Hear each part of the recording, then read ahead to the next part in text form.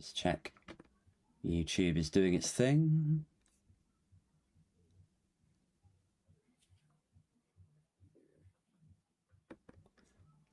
Something's happening.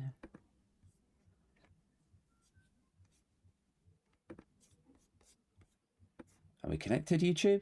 What the fuck are you doing?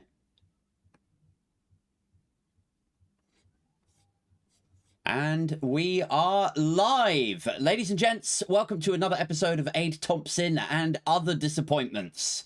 I'm your host, Aid Thompsin, and let me take you by the hand, dear listeners, dearest of binfluencers. Let me walk you through these fields of despair like we're fucking Theresa May gallivanting through fields of barley in those wayward teenage years of hers. Loads has happened this week, like every other chaotic week in this god-awful timeline that we're stuck in. We've had the Conservative Party conference, which I think I've ranted quite a bit about of late. We've had the barnstorming Labour by-election result, came in late last night. And over in the States, Trump is probably not going to be able to do business in the state of New York soon. He's got a matter of weeks to wind up his New York-based businesses. So there's that. The Ukraine war rages on. Climate change has just yielded our hottest September ever, and that is after records were already broken in July and August too. But it's not all doom and gloom, dear listeners. Lawrence Fox got raided by the police this week. So, oh, and they reportedly took his hard drive, which, like, I'm not one to kick a man while he's down, but in this day and age, in this political climate that we're in, you have to take your laughs where you can get them. And frankly, the visage of Lawrence Fox ending up in a lot of trouble for content that he may or may not have on his hard drive. There's no suggestion that there would be anything dodgy on there. But if there were, dear listeners, and, you know, this is the guy that has already been sued for baselessly calling other people paedophiles. If it turned out that there was something on his hard drive, I don't know. I just think the Schadenfreude would be too much for me. I think I might come from laughter if that turned out to be the chain of events. It might even be worth the climate change. It would be that funny to me. Anyway, look, here tonight to help me make sense of the senseless, as it's a Friday night guest show, is returning favourite and friend of the show. You know him as Alex Kerr of Political X. I know him as a guy I got talking to at a South Bank bar one time. Please welcome him back to the show, Alex Goddamn Kerr. Woo! Clapping myself. Alex, how you doing, man? Doing great. How are you? I'm all right. It's been too long. It has, hasn't it? Christmas is always just round the corner with us. It is, yeah. I think, did I meet? It was Christmas when we met, wasn't it? Like a sort of Christmas lefty, politicsy influencer type. Can we talk about that? Our little team. Maybe. Is that a code word now? Are we? Yeah, we could talk about it, I guess. We're part of a team. We're part of a crew. A gang. When does a team stop being a team and become a gang? America. Gonna save the day, yeah. Yeah. But yeah, so for the benefit of those who did not catch the previous episode where Alex joined me, so he and I got talking. We're sort of part of this tactical voting progressive, I guess a progressive alliance. You know, it's not the progressive alliance, but it's an alliance of people with sort of similar mindsets and political sensibilities, and just sort of all working together to try to get similar messaging out. Bring peace to the universe to get rid of the evil in the galaxy. Yes, we bring light to the darkness. Bring light to the darkness. Are they Tory or UKIP now? I don't know. Who's that? The dark side. Wait, who do we decide is the dark side these days? I mean, they're both Brexit parties. The Tories and Labour. Oh, right. I mean, all of them. And right. So it's taken me a second to catch up with where you're at there. See, you're a smart guy, Alex. So you're going to have to be patient with me for my intellect and cognitive ability to catch up with you. Especially today, because I'm on like 4 hours sleep and I woke up with a thick fucking head this morning. So I'm going to have to. Do I want to? Can we say on air? Yeah, we can. So I went out for a couple of beers with my sort of old boss, who I'm now like sort of colleague with, and I said to him, "Well, we should go to let's go see a band. Like, we were in Old Street going to like check out a gig that's going on. So we went to this like is it the Old Blue Last or the Old Blue Post or something around there? Blue Post, I think. Is it? Oh, there we go. Yeah. And not been 9 years, but yeah. I was dead psyched because I went there a few weeks ago and it was a great night. And then last night they kept delaying when the band was going to be on, and then we both have to like get out of London and back home to our families and shit. So it ended up being like we were psyched about going to this gig. We didn't even fucking see a band in the end. Like we were like, well, I've probably got to head off now. Just two haggard dads like, oh, it's getting a bit late. So yeah, and then I got stuck at fucking. None of this is interesting. None of this is political. But I got stuck at Waterloo. I had train problems, Alex, and it's. Well, there's a slight politics segue we could do with that. They're banning cigarette smoking.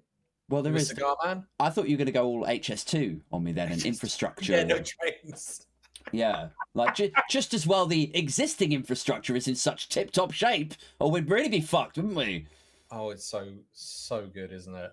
Oh, you could see that a lot of businesses were absolutely livid because they would start investing in the north. Yeah, he's just yanked it out, and then he's claiming that he's going to invest in the projects in the north for transit. But you're like, how is it? I mean, how long does it take to get to Cornwall by train? 5 from London? Oh, mate, yeah. Is it 5 or 9 hours? I'm going to say 9 hours, but that's sort of train. Oh, you might be right. It might be quicker. It's definitely a long old slog in a car. So if you do it in the train, you'd be stopping it feels like it's longer than 5 hours. But I was checking out an old article from 2012 where they were showing that some of the trains were quicker in the Victorian period than they are today. That's progress. There you go. Yeah, it's so fucking depressing, isn't it? Like the angle that I kept coming back to when they announced that they were cancelling it, in the immediate aftermath of his speech, I was like, do you seriously think we're going to be this dumb that we would believe that you're cancelling HS2? And the reason that you're doing that is 36 billion. It's a lot of money. I get it. But the idea that you're going to cancel it, save that money, and immediately spend every penny, reinvest it in other infrastructure. I'm like, no fucking way. Like they already cancelled a couple of the projects. I think there was a train line they've cancelled up north already. I think Lee something. 24 hours it was. There's so much going on. I genuinely can't keep up. Yeah, but the Pillow guy's just gone bankrupt. The one that's supporting Trump. Oh really? Yeah. He's in deep. A lot of them are in deep doo-doo. Deeper trouble than Trump himself, because he's gone bankrupt, and he's saying these lawyers are now representing him for free, and his lawyers are saying they quit. And he's the Pillow guy who's been saying that there's been a conspiracy that special interests came to him exclusively, not to the police, not to the FBI, to him, not to the state troopers, but to him, the guy who sells pillows. I mean, he's a fascinating guy. Yeah, like quite a rags. He was like a crack heroin addict. Oh right, okay. Like, became like a multi-millionaire from selling pillows, and now has gone on this conspiracy thing to defend Trump. He's a fascinating guy. But yeah, he's just declared bankruptcy, and Dominion and Systematic are asking for millions, hundreds of millions out of him. He's doomed. I love the idea that he's like they're doing a press conference going like, look, I'm broke, I'm bankrupt, my lawyers are representing me for free. And then he looks over at the lawyer. The lawyer's like, what? I've got a beach house, a speedboat, an angry ex-wife. I need money. Like, bye-bye. Yeah. And then Trump, I mean, did the judge rule against him? I saw something earlier where they said judge gives Trump like notice to wind up his LLPs or something, which I've interpreted, and I'm happy to be corrected on this, but I've interpreted that as, like you are now, you're like blacklisted from being able to run a business or be a director of a business in the state of New York.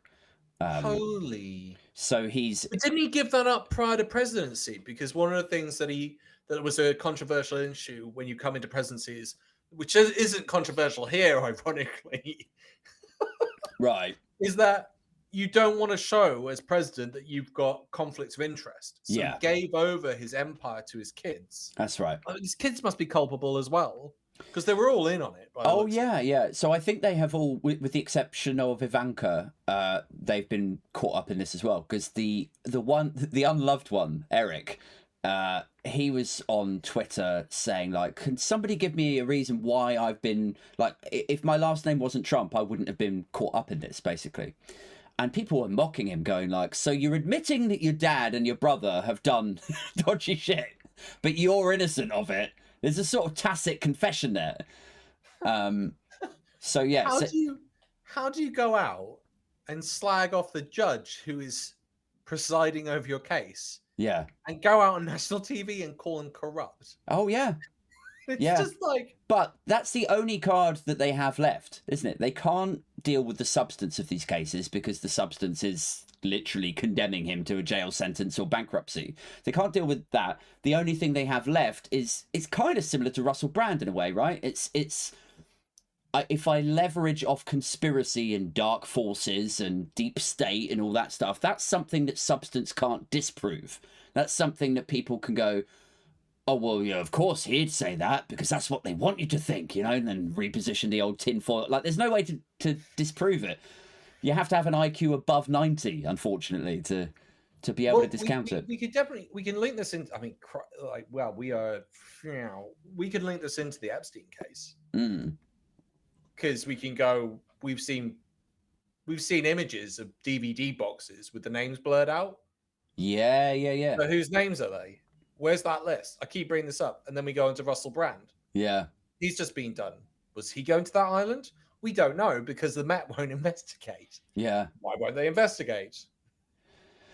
You tell me. Do you mean the Met won't investigate Russell Brand, or the Met won't investigate? I don't think they'll investigate Epstein and Maxwell, and who else is on that list? I think, isn't there a jurisdictional issue here in that they can't investigate something that happened at the mansion?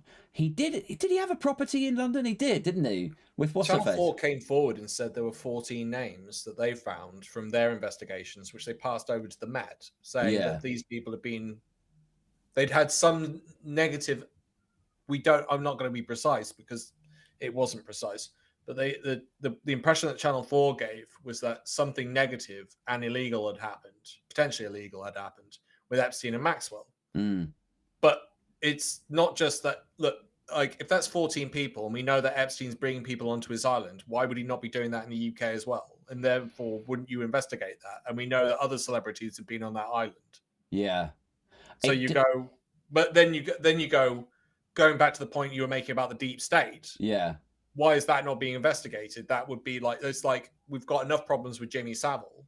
Yeah. That didn't get investigated and clearly was brushed under the carpet. But with Russell Brand, it's I wonder if, like, so I don't really get on the bus for conspiracy theories typically, but I wonder if in the case of Epstein, I do still think he killed himself.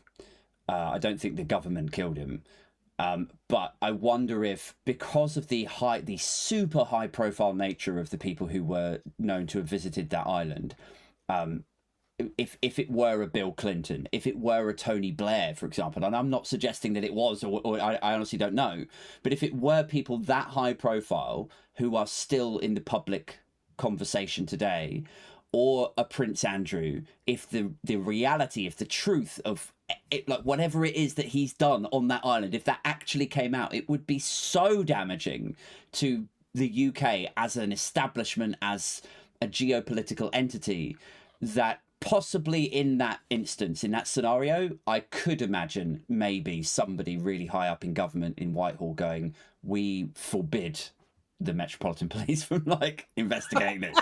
I could see that happening if it was like imagine, can you imagine the damage that would be done to Britain's reputation around the world if it turned out that Prince Charles, Prince Andrew and Prince Edward were all over there like fucking kids. And like just the dent to Britain's reputation would take years to get over. So I can see how maybe that might happen. Maybe. Yeah?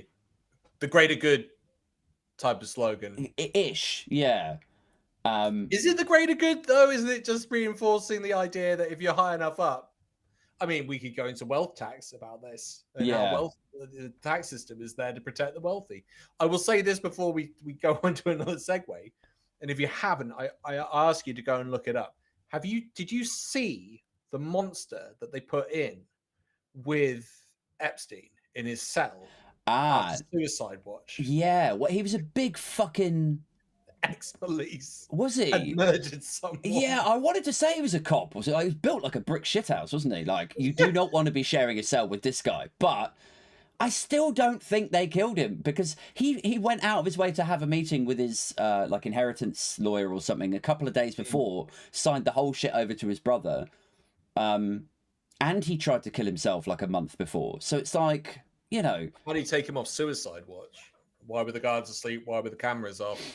yeah, And I'm not saying it's true. I agree. I don't like conspiracies in general.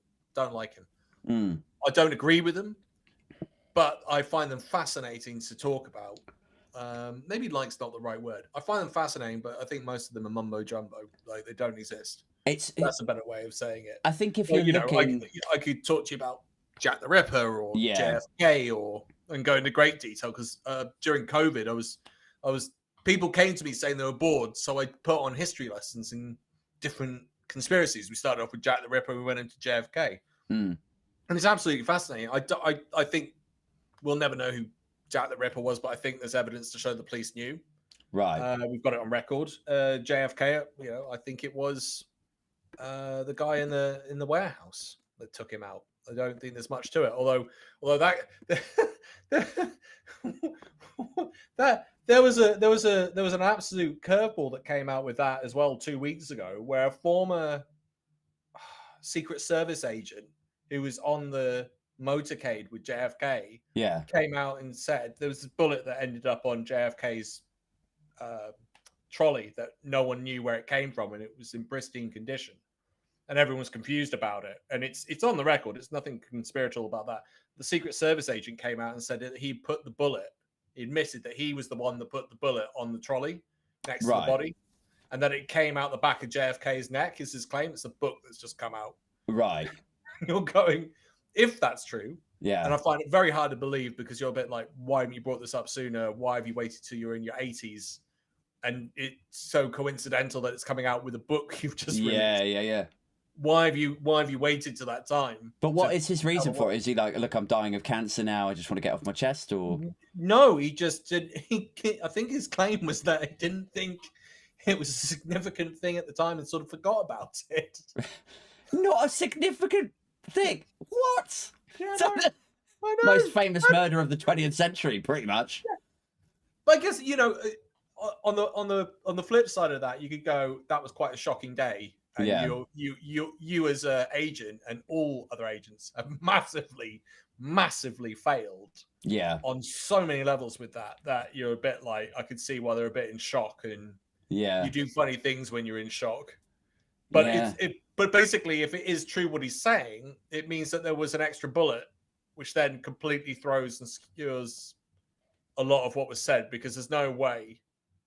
I can't think of his name. The guy up in the warehouse could have fired off that number of rounds. Oswald, Oswald. So it would mean there were 4 bullets. I've watched ex-SEALs try and recreate it and fire off the rounds. Yeah. And they can't. They're like, this is a crap gun. Yeah. There's no way you can fire 3 within that time frame and be that accurate. Right. And you're hearing it from a SEAL, so you're going, is there credibility there with saying it? So I think so this is an interesting area because it's like, wow, we've totally we're way off the week's news now, aren't we? I did say that before we started streaming. I was like, we'll go so far off piste. Don't even worry about it. It's not even worth me prepping, really, frankly. Which is why I don't. I think when you look at conspiracy theories like this, when it's an individual so high profile, a JFK, a Princess Diana, a Tupac is another one that's like came back up into the news, right? I think when it's something there's so much public interest in, and there's so much pressure on the police to investigate every possible angle, like you could kind of reverse engineer theories if you wanted to. Like if you wanted to make the accusation that person X murdered person Y, and there was enough like CCTV and DNA and blood, like you could find a way to, you know, construct a theory. Yeah. But let's try and get sort of back on point, loosely on point. Let's try and be a little bit professional for once on this show. So where were we? Epstein? Yeah, so that was slightly relevant, and Trump. Yeah, that was slightly relevant. Originally, we were talking about the week as it has been. So we've had Tory conference, we've had Sunak cancelling the HS2 and immediately like cancelling the the first of the Network North projects. So don't worry, you know, we're going to reallocate all of the 35 billion. I was like, no, you're not. And then 24 hours later, it's like, yeah, no, we're not. Like, I'm going to go into the I'm going to go a bit conspiracy theory here. Oh, okay, we're going back. Again, cool, yeah. But I don't think it's that far fetched at all. Are you popular with other historians? Because I feel like historians are like fact junkies, and then you walk into the historians meeting, and you're like, "But I've got a new theory." They're like, "Oh God, Alex, let it go, man." I can't say I actually hang out with too many historians. No, it just doesn't happen. It's not out of choice or ostracized from the community. Crazy ass theories about work. I've written a number of books on. I mean, they're student textbooks, but I've written a number of them and resourced them, and I've got my own opinions. Yeah. You know, I can hold my own in most conversations. I just before COVID, I was asked to lecture. So I wrote one book on the changing nature of warfare, and the university professor, who was a expert, said, "Look, this is good enough for me. Come in and chat to my students. This is a great tool for them because this segues into a nice topic." So I've been somewhat accredited by it, by the history community, but nothing happened after COVID for obvious reasons. But on that particular issue, it's the OBR report. I was reading through it. I was reading through what the OBR, the Office of Budget and Responsibility, that's it, isn't it? OBR. They had done a report about 3 or 4 months ago, and I just stumbled across it when I was doing some research for a video, and I literally went, "Oh, they're complaining about people being sick, right, and being off work," and I'm like, and that there are too many people off work. And I'm like, "Oh, Jeremy Hunt's just said that is a policy," and the report was complaining about the long-term problems. I was like, "Oh, Rishi Sunak's talked about this new thing that he's come up with, which is long-term, which was at the back of the conference on the room." So I'm going, okay, I'm starting to see a pattern here. They've read the OBR report and they're coming up with policies to fix it. Yeah. At the bottom of the OBR report, there is a complaint from the OBR about cars and petrol. So in the report, it says that we raised 25 billion in tax revenue from cars. Yeah. And what has Rishi Sunak just reversed? Yeah. Good pun. It's just... I hadn't even considered that. That's really interesting. Yeah. I mean, I've said before on other episodes of the podcast that we get so much money in from petrol in tax, and nobody's come up with a credible way to replace that with electric vehicles. I mean, there will probably end up being an electric vehicle tax or a hybrid tax or something. But you're right. Like, more people are moving into electric. So he's turned around and said he wants his cars staying on the road. Yeah. And I'm going, but so, I mean, there's two views on this. I mean, you know, there are people saying, "Oh, this is affecting the poor." But from my understanding, this thing is just stopping the sales of brand new cars. Yeah. Who the fuck can afford that? Yeah. Like, even if you can't, like, a brand new car is going to cost you anywhere, what, 20, 50? Yeah. Plus, then you're running it for, let's say, a year. Average is 12,000 miles a year. That's how much you clock on a car. So if you're averaging 12,000 miles a year, that's about 1,200 alone on that. Then you've got your insurance, then you've got your MOT, then you've got your road tax, then you've got any services. Parking fines on average cost us about $1,000 a year. So you're going, well, that's about $5 or $6 grand. And they keep going on TV and saying this is about the poor. Yeah. Like, Mog came out and said, "Oh, what about the poor?" It's like, what poor person could afford $6 grand a year? Yeah. To maintain a car? None of us buy a brand new one, which is what they're advocating. Yeah. But it's the same thing with like the heat pump stuff. It's like they keep wheeling out this line about like, that's why I've slowed down the net zero stuff, because it was going to cost people, everyday people, like, $5,000, $10,000 to install a heat pump and blah blah blah, and solar panels. And I'm like, none of us were going to pay for a brand new heat pump. The people who pay for the heat pumps are property developers, fucking cha-ching, CCHQ getting wet at the mouth, like, oh, let's please the donors. And landlords, and again, like most Tory MPs are landlords. So it's kind of, it's like it's so transparent that they are bending policy will to the donors and to their own people within their own class, and then marketing it. 22 MPs. Yeah, that's from the Tory party alone. Yeah, landlords. But it's like, to me, and I'm assuming you and most of the people who tune into this, it's so fucking obvious that that's what's happening. Is like, a property developer like a Barrett Homes or a Michael Shanley or whoever will go to CCHQ and go, yeah, here's a check, 200 grand. All I'm saying is, next time something vaguely property related comes up, can you just like give us a call and we'll let you know how we feel about it. And then when it comes to net zero and legislating that they have to use certain materials or solar panels or heat pumps, lo and behold, what the fuck do? They go, yeah, we've been rethinking it, and actually it's going to be a long-term thing now. I know that sounds like I'm kicking it down into the long grass because I don't want to be tracked or like measured against my successes with short-term goals or anything, but it is a long-term. There's just no rush. Just calm down. I got it. I hate to do this. I don't like doing this. But I've got to give them credit on the net zero stuff. They have been pushing it down. Yeah. I'm not saying it's great, and I'm not saying long term. Long term, it looks horrific. Yeah. And China is flying well off. I think they've hit their target 3 years early. Yeah. They're like 52% electric is now renewable. Yeah. Again, but we'll hear complaints over here being like, oh, we shouldn't go electric, renewable energy because look at China, it won't make a difference. China have invested. Sorry, go on, Ed. I was just going to say, China have invested more money in renewables than anyone, like any other country in the planet. It's like solar fields, it's like wind farms everywhere, and people over here are like, well, if China aren't doing anything, it's like they are fucking doing stuff, you moron. It's that. I mean, we've obviously touched on conspiracies. I mean, that is literally a conspiracy that they're plugging on TV. Well, we know that they get $3.5 million from the fossil fuel companies. That's the total that we're aware of. Yeah. That's the same amount as the Russians have been giving them. Yeah. Which is the whole thing. Money floating in the CCHQ. Yeah. Got it. It's the same thing with the fracking, I was just going to say. So, like, fracking has been explored. It's been consulted around. It's like people have bought up land with the intention of doing it. But the analysis every time comes back saying there's not enough fucking shale.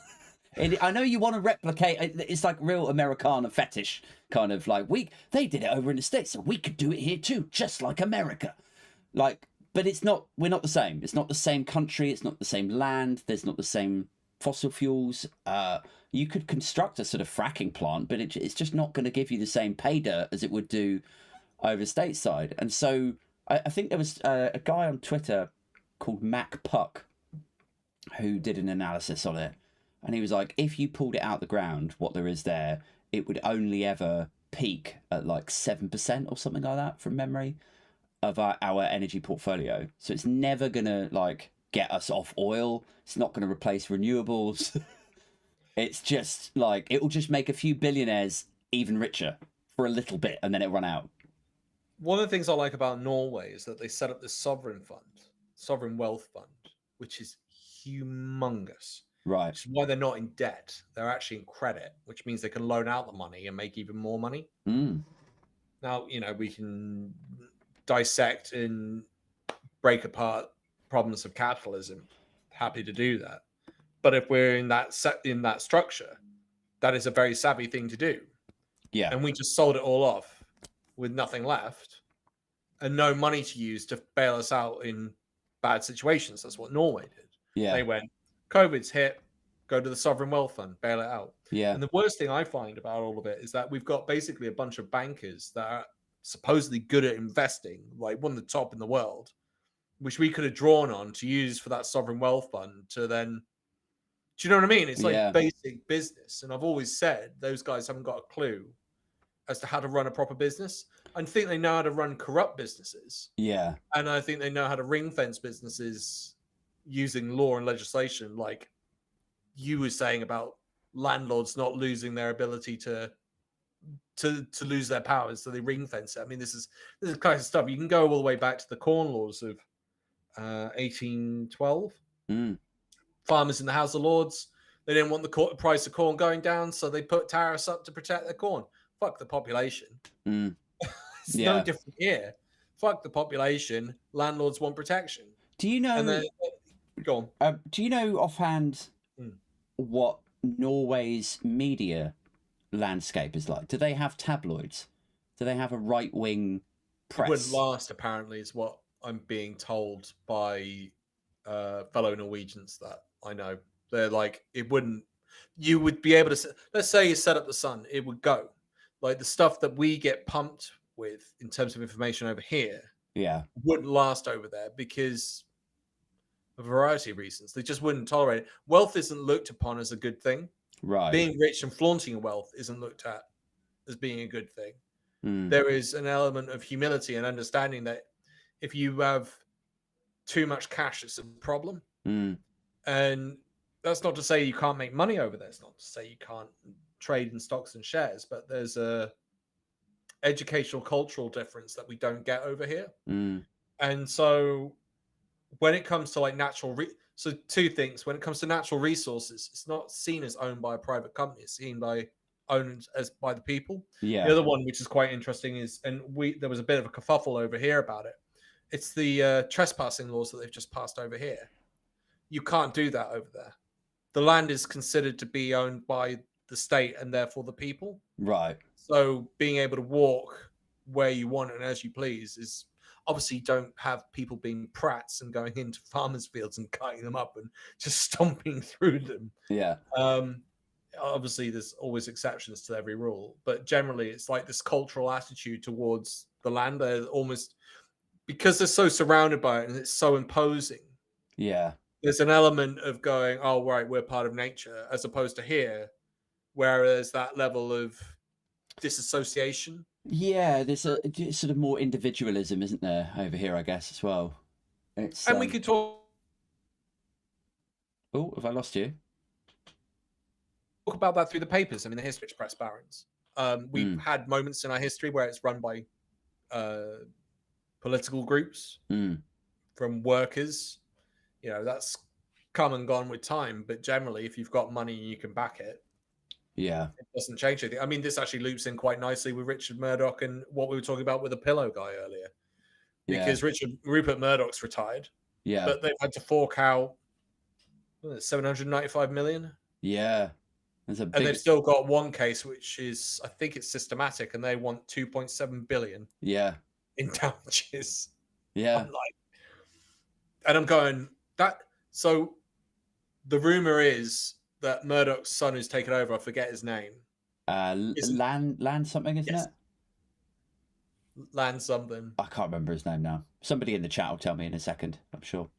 He doesn't like the UK media circuit, can't be bothered with it, is the rumor. Right. So imagine if he gets a bill, let's say sell out of court, make it 2 billion. Yeah. And he's not interested in the UK and he's not pumping money in. So if you go on like the Sun's website or the Mirror, is it the Mirror? No. It's the Sun and Telegraph. Is it Telegraph? Express? Oh no, Murdoch papers are the Sun, the Times. I think that's it in the UK. If you look at their websites, they're shite. Yeah, they haven't had any investment. So you think now that he's in charge and he's not really fussed about the UK media, you think maybe he might flog them off? And he gets a £2 billion out of court settlement with, I think, systematic. I think Dominion's the one that settled. Yeah. Imagine if that 2 billion comes out of his pocket, he's just going to go. I mean, the money they've got. This comes back to what we were saying earlier, about Norway. Why it wouldn't exist over there. That level of money is anti-democratic. Yeah.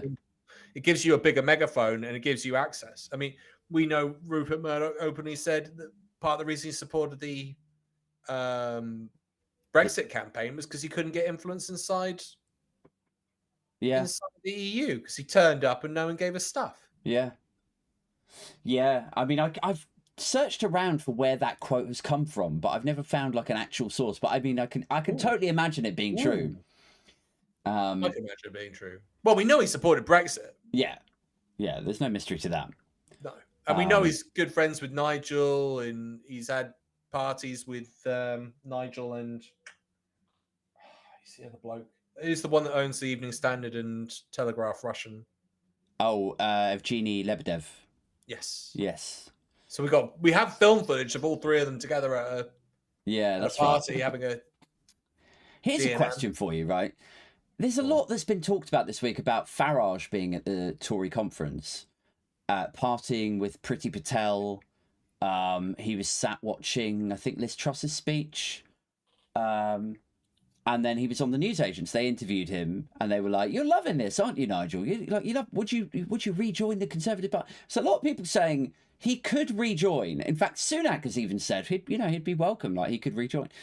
There's a lot of people saying he could potentially try to become an MP and be Conservative leader, like that could happen in the next 18 months. Eighth time is a charm. I know, yeah. I mean, he's failed spectacularly to get elected before. But if he was the Conservative Party as an entity have the power to parachute him in to a really safe blue seat. Is he the most influential unelected politician in British modern history? Yes. I would say so. I mean, unless there's any academics on the chat that want to correct me, but considering he's never been elected as an MP, and his party have never won a general election, for him to effectively steer the UK down the road of leaving the European Union, a huge geopolitical bloc, creating that earthquake and setting a chain of events in motion that will take a generation, if not two, to sort of crystallize and for us to really reckon with the damage that's been done, and to have never been elected is gigantic, isn't it? Can you imagine anyone else that's done anything like that? Unelected? No, I can't. I mean, you could talk about dictators from history. You could talk You could talk about people taking power and seizing power from the military. But I can't think of anything that quite compare. You could talk about politicians doing coups. Yeah. Like Mussolini would be an example. Franco would be an example of people doing coups and taking power without it. But I mean, not in this way. No. Like Hitler's an interesting one in the fact that he attempted a coup, it failed, and then he twigged that the best way to do it was politics. And then just started rambling total garbage at people to convince them that this was the way. Basically, he was doing populism. With batshit ideas in there, and he had a press behind him. De Sturma, I think it was called, anti-Semitic populist trash, which was being used to promote him. I mean, but Nigel's his own thing. He doesn't, to a certain extent, he's had some popular support. To a certain extent, he's done it on his own. I tuned into GB News a few months ago, and it was the Nigel Farage show, and there was a lad. I say a lad. He was probably about my age, like in his 40s, and he sort of stood. It was like a sort of best man speech or something. Like he stood up, and he started telling Nigel his adulation for him. He was like, you did this, and they laughed at you, but you stuck to your ground, and we're all here for you, Nigel. We think you're a top bloke, and you just carry on doing what you're doing. Like, just this guy in the crowd who was like, yeah, I've got a question. They gave him the mic, and he just starts fawning, gushing over him.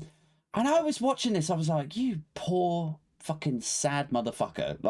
Because to me, it seems like you're so hoodwinked. Like, you really think, he would throw you under the bus in a second if it got him 5 minutes of media coverage. That's what he's done with everyone. He's thrown UKIP under the bus, and now he's throwing the Reform Party under the bus. Yeah. I'm certain of it. Because he's obviously saying the Conservative Party. There are about 7 or 8 policies that the Conservative Party have just taken straight out of UKIP. Yeah. Yeah, and I of don't course, mind so much though, because I think they're all knackered. The youth yeah, are just looking at them and just going, "These aren't our values," yeah, which is really reassuring. But what the youth want seems to be a mix of socialism. Some seem to be wanting communism. They just don't want this system that Britain's built. And what you're going to have is this very interesting, because this system is embedded in so many levels. right, You know, you and I've just talked about the press situation. I mean, how many people really run the press in the UK? Flip mm, side of that is that press being used online, which is where everyone's going? No, not even the political parties are savvy enough, in my opinion, to use the social network, social media systems.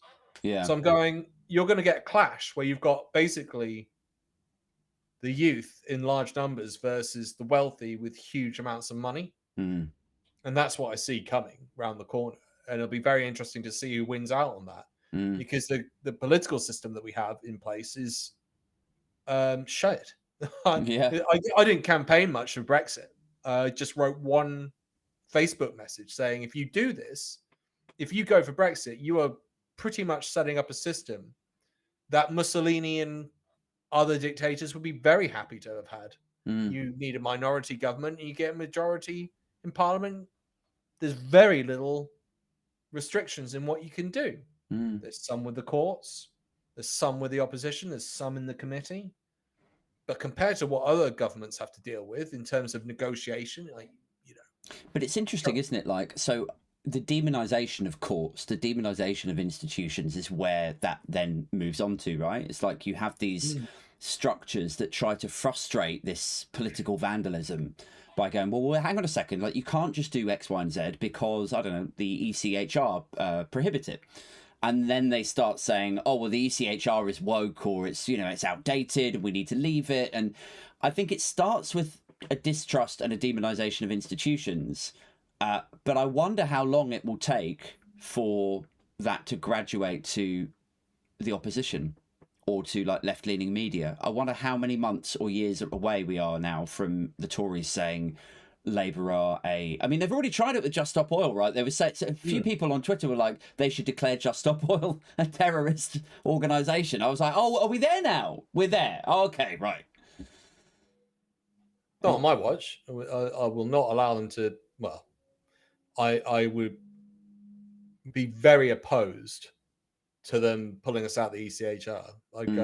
They would feel my wrath like on that. I'm not tolerating that. There's enough. They've got so few checks on their power. If they can't get stuff done, that's on them. That's no one else. And it's the funny old thing, isn't it? I said it at the speech at the march. I said, you know, they blame the media, they blame the lawyers, they blame the doctors, they blame the train workers, they blame all of us, and it's because they can't blame the EU anymore. Yeah, because they've got what they wanted, which is a detachment. Although some of them are absolutely batty as hell over that. yeah, Because you've got like Ben Habib going and Anne Widdecombe in the Reform Party going, oh, it's not Brexit enough, and you're going, right, so you want to border an island? yeah.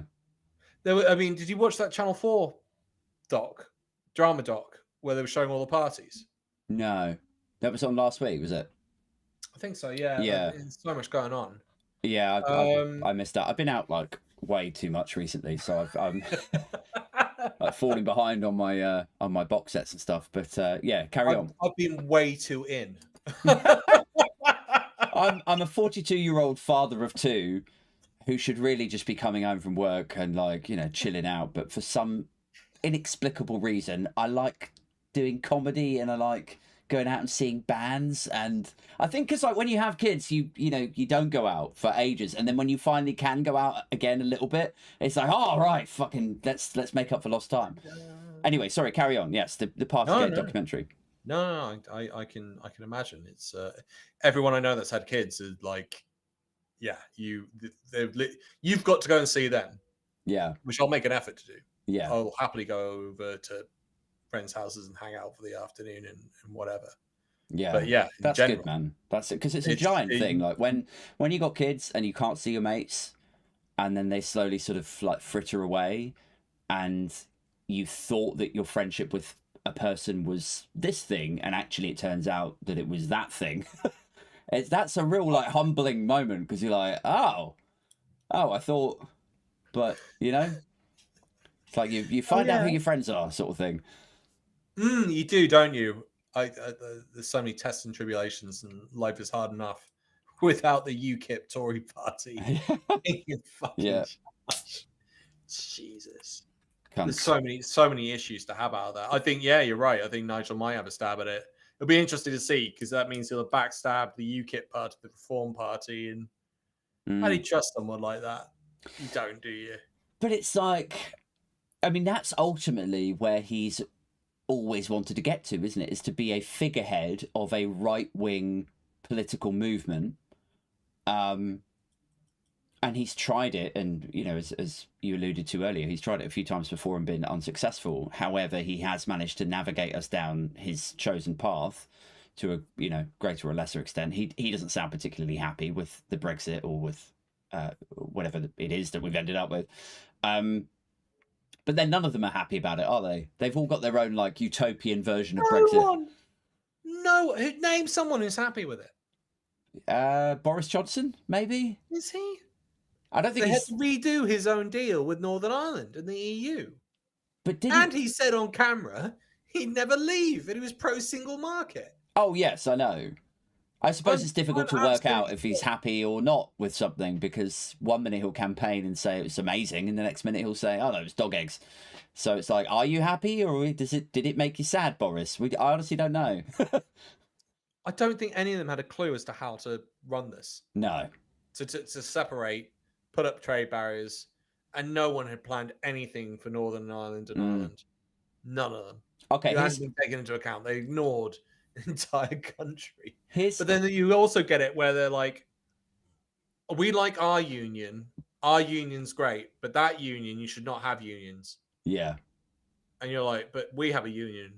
Why is that okay? Well, because it is, because of history. Or even more like... I see, yes. More sort of... what's the word? More brutally, it's like when it's the discussion of us leaving the European Union, that's fine. But when it's the discussion of like breaking up our union, then it's like, no, but like better together, right? And then when it's the discussion of Scotland getting sovereignty or independence and all of the trimmings that come with it, then it's like, no, but still better together, right? And then it flips again when it's like, I don't know, Ireland, if somebody wants to unite Ireland, it's like, no. I mean, better together sometimes, but not for you. How you got a system which has more authoritarian rule over Scotland than if they were in the EU? Yeah. Because Scotland can't... We've had the Supreme Court come out and go, Scotland can't choose to leave when it wants to leave. Yeah. It's literally reserved for Westminster, which is majority English. Yeah. And you're going, right. And I mean, but if Scotland was in the EU, it could leave whenever it wants. And we could have another referendum if we weren't happy with the first one to leave again. There's nothing stopping the EU. I think that's changed now. I think the EU passed some legislation that said that there needed to be a second vote by the population for the deal. Well, because they've learned from better late than never. It's like, if only they had put or some sort of like minimum majority, like, because like 52% is not... I know everybody says 52%, but the reason that they always said 17.4 million people is because that sounds like a lot of people. But it's a 52% is not a fucking majority. That, like, you're always going to have divisions and unreconciled feelings of being ignored, especially when it was like the way that it was then actioned was as though the 48%, which is still a fucking huge chunk of people, were just wrong and just disparaged and mocked and Ramonas and snowflakes and it's just what a shitty period we've all lived through. It's funny, isn't it? Because we grew up in a delightful period, and it all seemed to go wrong from the moment the Iraq War kicked off. And it hasn't really, we haven't really had anything of calm. I mean, that's 2001, 2? Oh, here's a conspiracy for you. Go. I heard, and again, I've tried reading up on this, but I've not really got to it like a credible place. But I heard that the reason that we went into Iraq in '94 originally with George Bush Sr. was because Saddam Hussein was about to take Iraqi oil off the dollar and sell it in something else, a different currency, and so then the US were like, no, we're the world currency. If people start selling something as fundamental as oil in, like, yen or what, like, name another currency. Euro is now competing quite well. I don't think the euro was around then though. I'm talking now, yeah, but at the time, you're right. It was the dollar. Yeah. People go to a secure currency. It's the dollar. Yeah. And so that was the proviso of like going into Iraq and pretending that it was about like protecting Kuwait, when God knows how many other countries are there out there that other countries invade and the US never give a fuck about it. So why this one? Yeah. And yeah. I mean, there's not even any. I mean, Chomsky's absolutely fascinating for this. This is the guy who sort of got me to think differently about history. That was the one that really. We always thought differently about history and a number of other topics I got taught at school. But on that one, it was like, oh, okay, right. So this is how the system works. So they basically realized after, and you sort of get it to a certain extent as well. They realized after World War II, the collapse of the British Empire and the European empires, that if you want an empire, you've got to do it slightly differently. You don't need to be running the country or have someone there, but you can do if you want. And there's plenty of examples of them whacking loads of elected leaders. Yeah. And the worst thing about it is it just causes chaos, but you can also argue that they quite like that chaos. So you can turn around and go, the US military like it because they want more money, and every time there's a war, it justifies it. Yeah. Cold War has come to an end. What are they going to do? How does the US military, which is the equivalent of the top 10 countries combined together, it's gigantic. That would be the same amount of expenditure that the US spends on its military, which is insane. Yeah. Like Britain used to have a policy of, top 2 countries. So the top 2 countries had 10 dreadnoughts. We've got to have 20 so we can deal with both of them. Yeah. Handsomely. So it's a 2-to-1 policy. And you can sort of say, well, the US has taken it to another level and it's 10-to-1. Yeah. And you're like, no one can compete with that. And there's other stuff you can talk about. You can talk about social mobility. You can talk about fitness of the country. You can talk about soft power and using the soft power and having the tech. You can also talk about the fact if you don't have it, there could be some crazy ass person out there who does have that tech, and you're behind. And you learn that through history, and we can go in a direction with that. But you go back to the Iraq War and you go, look, Cold War's ended. US military wants some money. CIA needs some justification. CIA is absolutely. You talk about conspiracy theories. Most of the conspiracy theories that we heard about have turned out to be true. Like the conspiracy theory, the rumor that was kicking around about them doping people with acid. Oh, we've lost him. Hold on. Let's see if we can get him back. Where's he gone?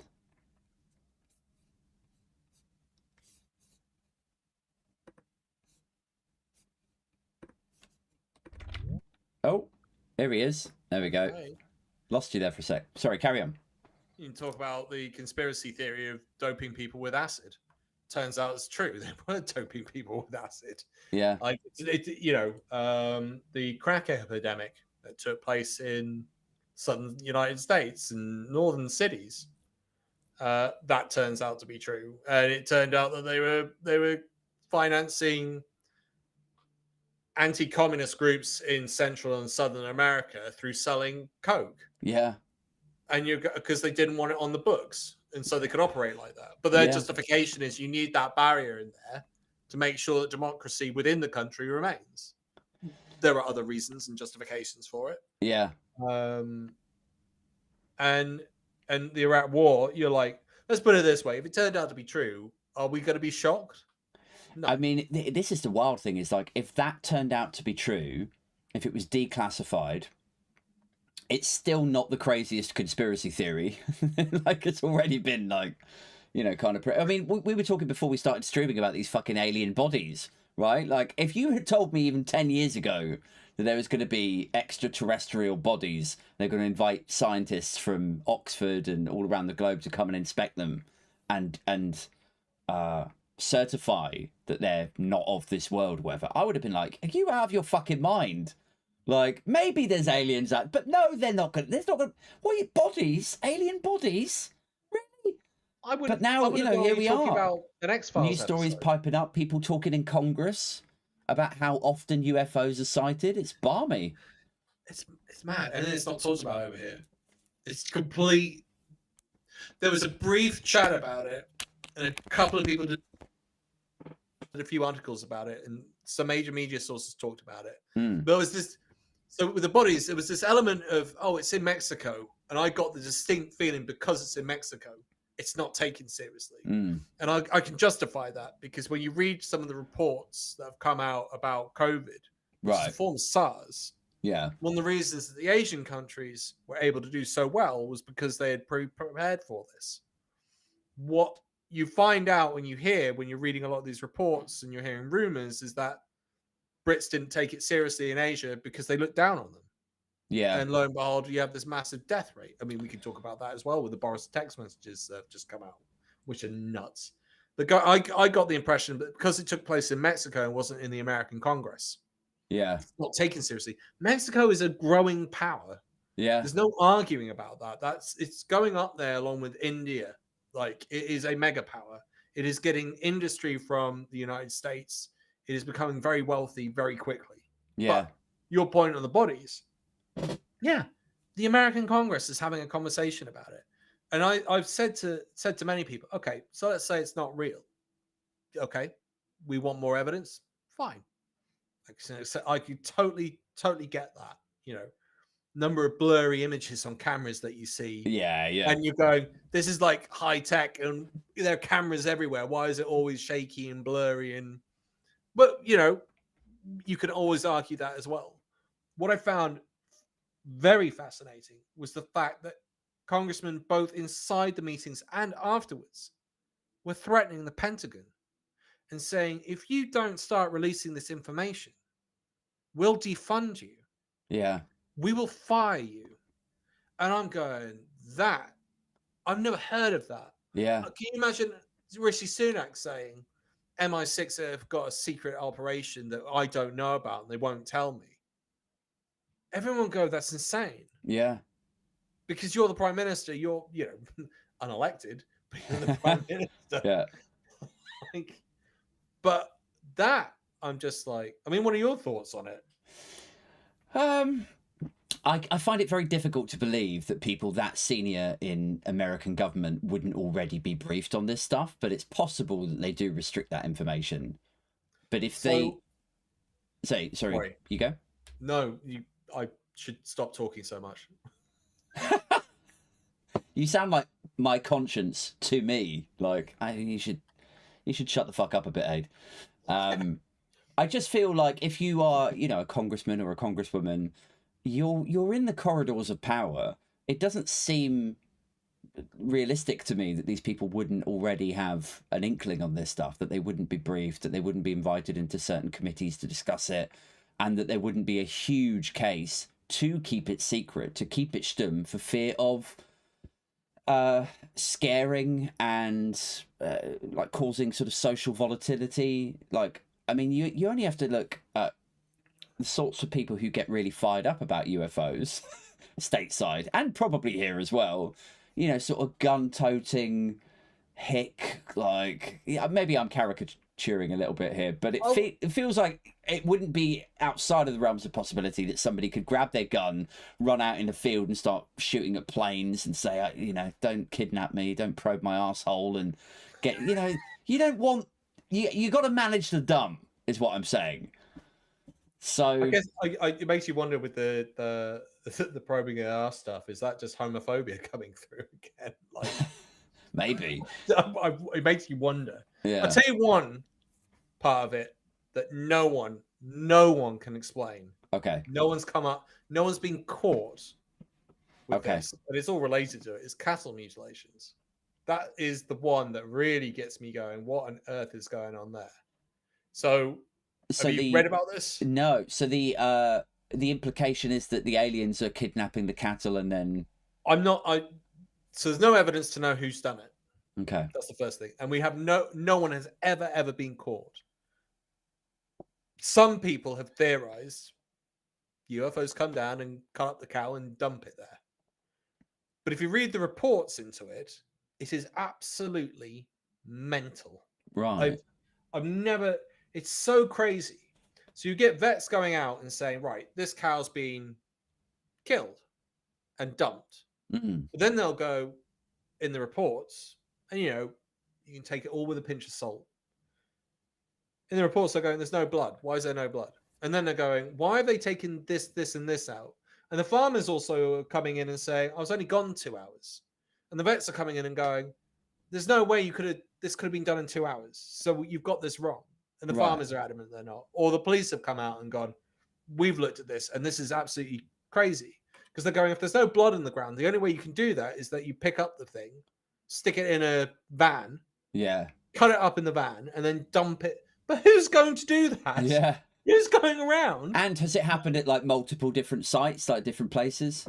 Across the whole of the United States. How do you... That would mean... Oh, no. We lost him again. Oh, Alex, where have you gone? We'll just wait a second for him to rejoin us, and then we'll do some Q&A if we've got some. I've got one question here from Daniel Martin, and I've got another question. I did see one earlier. Oh, same question, maybe ish, sort of. Here we go. So we'll just give it a couple of minutes to see if Alex can rejoin us.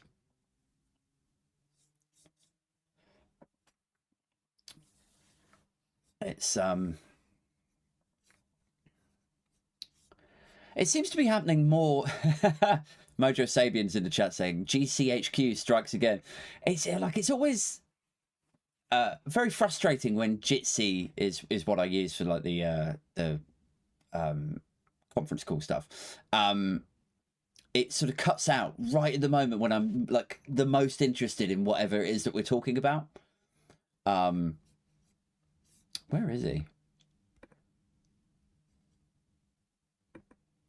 Wow. Oh, pardon me. Where did that come from? How incredibly rude. I'll just quickly message him.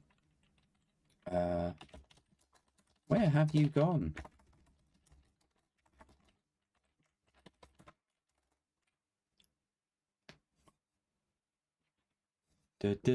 Oh, he's trying to log in, he says. Let's see if we can just get a little...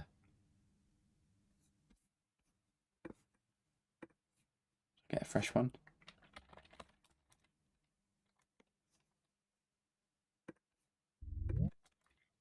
Hey. Hey, how you doing?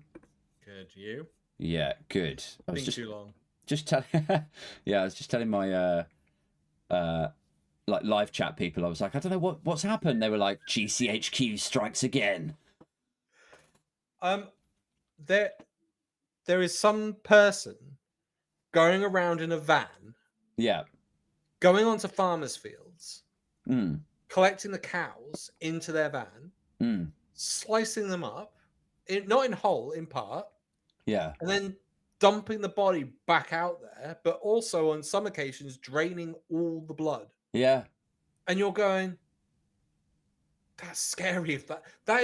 If you're going, let's eliminate everything else. That is what's happened. And somehow, no van and no person ever has been caught doing this. Yeah.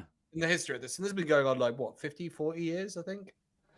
But then it's like, now we have CCTV, and there must be CCTV on these sort of rural farms and stuff. So how would you kidnap a... When was the last time this happened? Actually, we better wrap up in a minute, but does this happen a lot? Oh, yeah, this has been happening over decades. Loads of farmers complaining about this. That would mean that there is some psycho out there doing this. Yeah. Like, you're talking like Dexter level. Yeah. Like, which is nuts. But the fact that they haven't been caught, that's the thing that I don't understand. Because you're right, there is more and more CCTV. Look, these farms in the States, I've driven through them.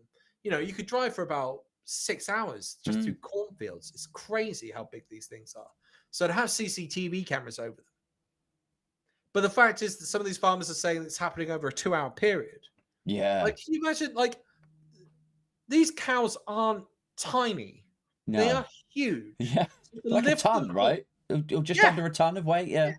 Something like that. So imagine you get them into a vehicle and you lift them up to cut them up, or you have enough room in the vehicle that you can kill them, that you then cut them up. Yeah.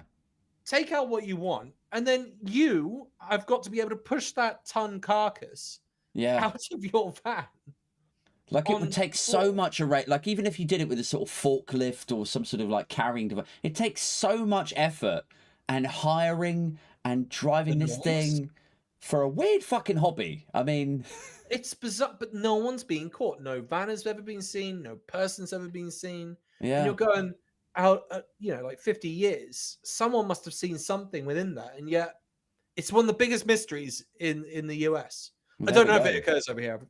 I've never heard about it taking place. We found a conspiracy theory that I can get on board with, guys, because I'm going to be like, I'm a bedtime reader, right? Like, I'll watch a bit of TV after this with the missus, then I'll go upstairs and I'll stretch out and I'll just like ADHD zoom in on a topic, and I'm scrolling until like, midnight. I'll also say this: I don't believe we're alone in the universe. I think that's an impossibility. Now, whether or not they can get to where we are, or they're in our solar system, but I do not believe for a second that we're alone. I mean, that's just insane. That is a very scary thing, knowing that it's one planet hurtling through space is the only thing in the entire universe. Yeah. But then it's you probably know the name of, like, the official name of the something paradox is, like, obviously there is other life out there, but also where the fuck is everyone? Just us. They're pretty good at hiding themselves, I think, is what Elon Musk said. Yeah. Which, like, was, well, it's not like the average, not the average person. I've got to be careful of this. It's not impossible to go and buy a powerful telescope, and look at the moon and look up at the sky. It'll cost you a few hundred at least, but it's not within the realm of, and you're going, a large number or a large-ish number of people can do that. Surely someone would have seen something on the moon, for example. But, I mean, the moon is freaking weird anyway. Yeah. Or not. That is another weird podcast thing to discuss. Yeah. Like, just odd thing. It's like there's so many little things to it that you're like, it's weird. This is good, man. I can stock up here. So tonight will be weird alien cow murders, and tomorrow night I'll read up on. Actually, not tomorrow night. I'll be smashed. So I'm going out again.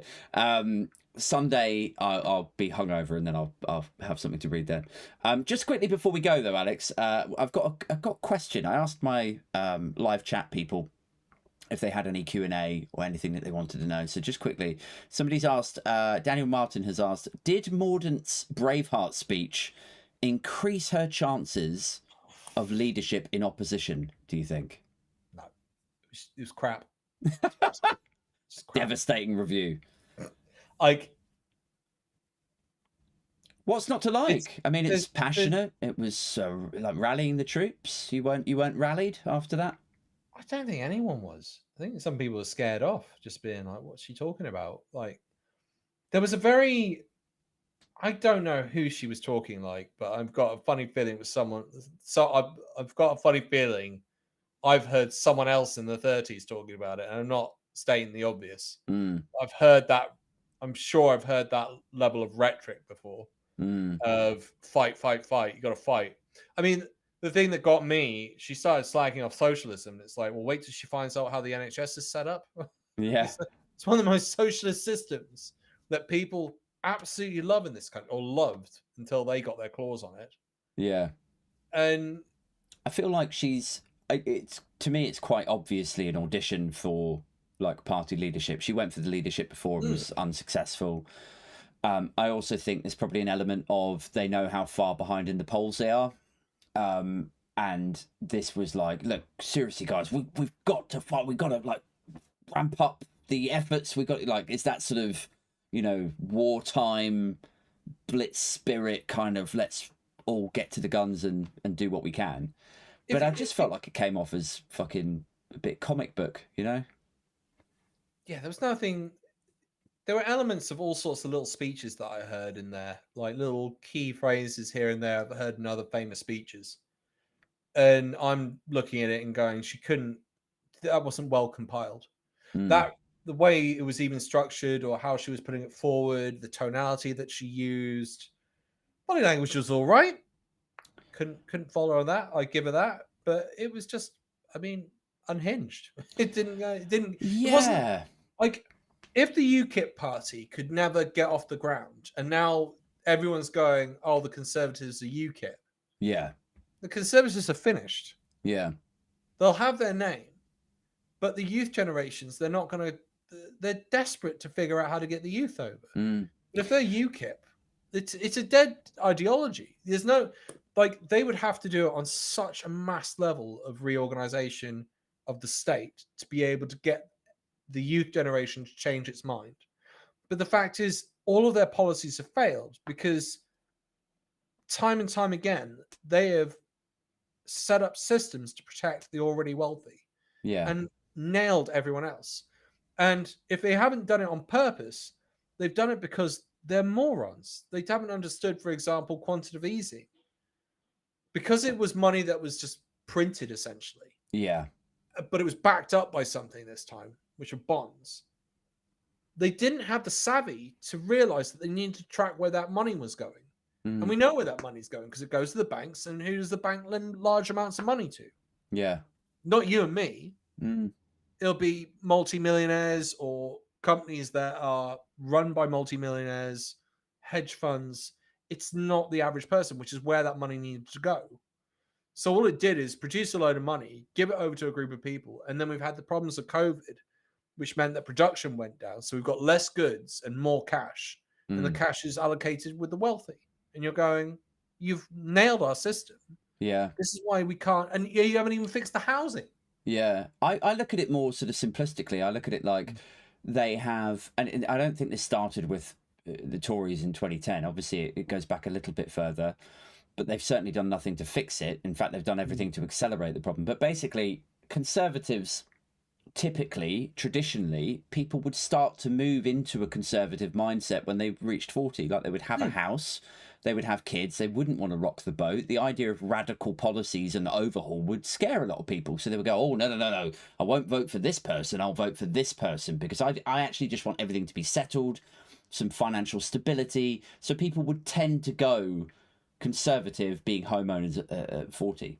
But as home ownership has left the building, the housing crisis has just mauled that whole dynamic, that demographic shift. And so people who are 40 now they don't have a house and the stability that they need to protect that would then push them into a conservative mindset. They're still kind of progressive, looking for that radical change. And because that age is going higher and higher and higher, it's like the Tories, the only thing that they have left to try and drag people rightward is this fear and like culture war nonsense. So you have a Lee Anderson, a Ben Bradley, a Nigel Farage now, maybe, perhaps, a Priti Patel, Suella, just talking all kinds of crazy shit to make somebody at age 40 or 45 go, oh yeah, I better vote Tory, otherwise the bloody trans lesbian refugees will come in and take all my money. Do you know what I mean? It's like prats. Yeah, basically. There's prats, the lot. Like the OBR, it goes back to the OBR report that we were talking about earlier, where the report is saying, and this is again why Hunt was being what he is, and saying he's going to go and get all the people back into work. And that 5 million figure is just total twaddle. You're so polite. You're like, you said something earlier, like, I thought you were about to swear and you said like hogwash or something. and then like you'll go, oh, he's talking total twaddle, and I'm like, I'm just sat here like dropping F-bombs and C-bombs and stuff, and you're just so much more polite than me. I don't want to demonetize you. Say again, sorry. I don't want to demonetize you. It's all right. I don't really monetize like the podcasts because it's like it's just me talking like with a beer, and you know, it's fine. So we've got a declining population, and basically the numbers are that of where Japan was about 10, 12 years ago. Mm. Shinzo Abe comes in, and he's sort of prime minister of a centre-right party. And he does everything to try and fix it, and nothing works, including immigration, which Japan is not renowned for, and he pushed because he went, we're not having enough kids. If you look over it, and basically, if you look at his policies for GDP per person, it went up. It did nothing to the economy. We're exactly the same. The worst thing is we've got Brexit kicking off, and we're now in a competition with the EU for people. EU have just issued blue passports, and they're saying, if you've got these qualifications, come over and work for us. And the longer that goes, you've got Mog on TV going, have more kids. And it's that very George Carlin thing of, you've got these guys saying, we want you to have kids, but as soon as you have those kids, we don't give a shit. Yeah. There you go. And you're on your own. And it's like, well, this doesn't work. And you look at the birth rate of France. France's social policies to help you with kids. You have a social worker that turns up to your house to help out with anything you want. So you want cooking done, you want to have them look after the kid for a few hours, you go on a break or go and sleep, or oh man, whatever the heck. And it's free. Yeah, it's friggin' free. You move house, you get a day off. Yeah, you get a day off. If you don't use it, you use it for later off. You get days off. You get statute days off for going on your honeymoon. Yeah. And again, if you don't use it, I mean, they treat people in this country like we're cattle. Yeah. There you go. There's a good bookend. Keep it light right at the end. Yeah, right. Okay, we've gone way over, man, but it's been really great to get you on. Thank you so much for... Say again, sorry. I said the exact same thing. Thank you so much. Oh, well, you're very welcome. But no, thank you for coming on again, Alex. Guys, if you're not following Alex already, go and give him a follow, subscribe on YouTube. He's on there as Political X. He's also on Twitter under the same handle. I will be back next week for the solo show on Tuesday. I've got a live show coming up with Danny fucking Price and Supertansky and Marina Perkis and Dane Baptiste and James fucking Benison on Friday the 10th of November. There's still some tickets for that. You can get the you can grab tickets for it in the link in the description to this show if you're listening to it on Spotify or Apple, or rewatching the live stream on YouTube. Big shout out to the Patreons once again. Thank you so much for continuing your support of the show. Looking forward to catching up and chatting with each of you, firstly in the Discord channel, which I'll pop in after this show, but secondly I'm going to do another London meetup sometime soon, so keep your I was going to say eyes peeled, but it's ears peeled, right? Because I'm speaking. No, so eyes. Keep your eyes peeled for that. So yeah, I'll pop all of that stuff onto Patreon very, very soon. Thank you so much once again to my guest Alex Kerr. I'm out this motherfucker. Take care of yourselves. Keep it strictly #Binfluencer and stay booge.